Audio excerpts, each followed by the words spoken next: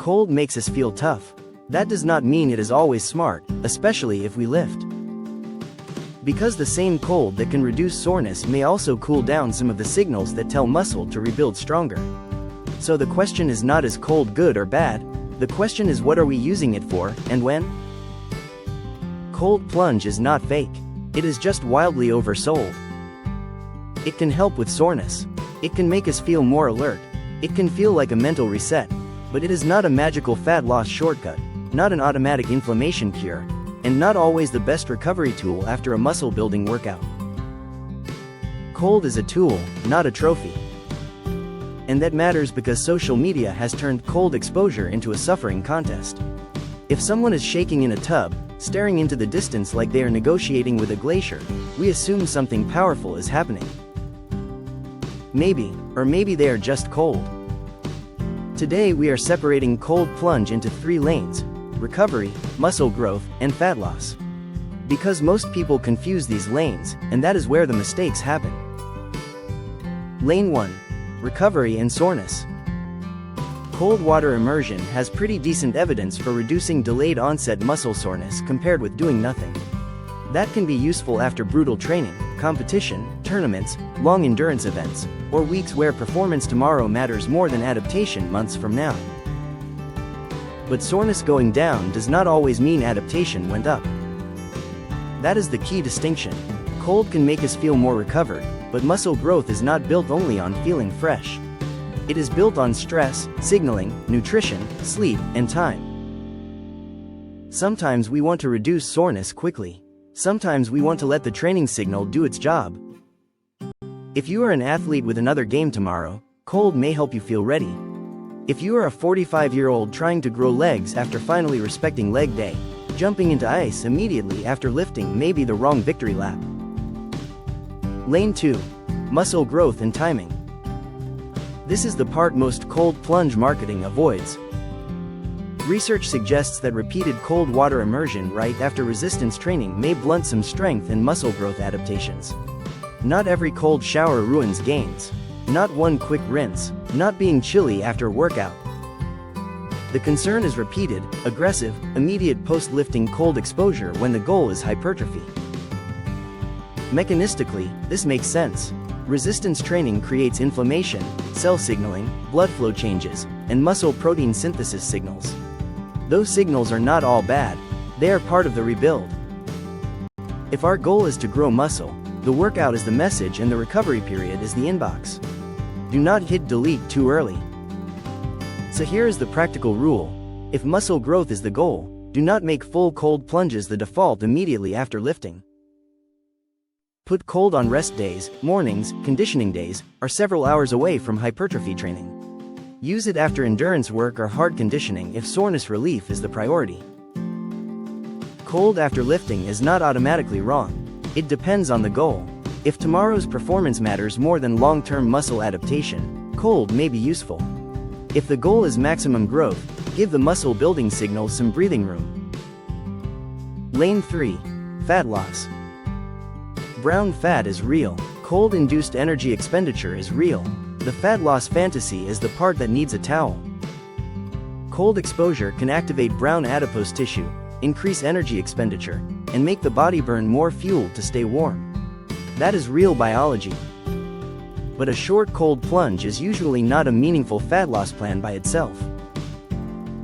Intensity is not the same as calorie burn. A 2-minute ice bath may feel dramatic, but fat loss still mostly comes from calories, protein, steps, lifting, sleep, and consistency. A recent cold exposure study using cooling vests and waist wraps got attention because people wore them for hours, not minutes. That is a completely different dose from hopping into a tub long enough to make one heroic facial expression. Cold can be a small metabolic assist. It is not the engine. Calling cold plunge a fat loss hack is like calling walking to the mailbox a marathon plan. It is movement, yes, but we should not build the whole strategy around it. Now let's talk inflammation. The internet says cold crushes inflammation.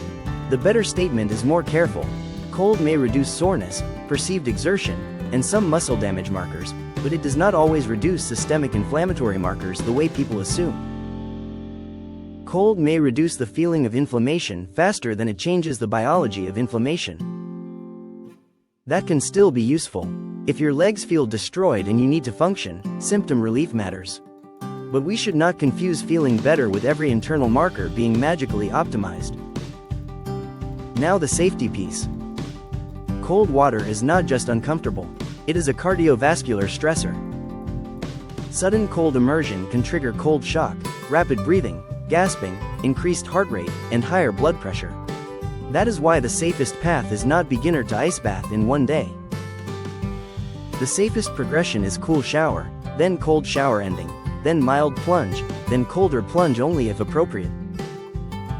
Level 1 is the cool shower starter.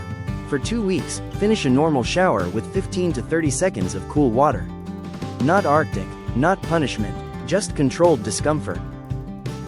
Breathe normally, no breath holding, no head dunking, build towards 60 to 90 seconds over time. Level 2 is mild cold exposure. Use 2 to 4 times per week. End a shower cold for 60 to 120 seconds, or use a mild plunge for 1 to 3 minutes. Keep the head above water. Level 3 is cold plunge. Use 1 to 3 times per week. Start with 1 to 3 minutes and build only if it feels controlled. For most wellness goals, 2 to 5 minutes is plenty. Longer and colder is not automatically better.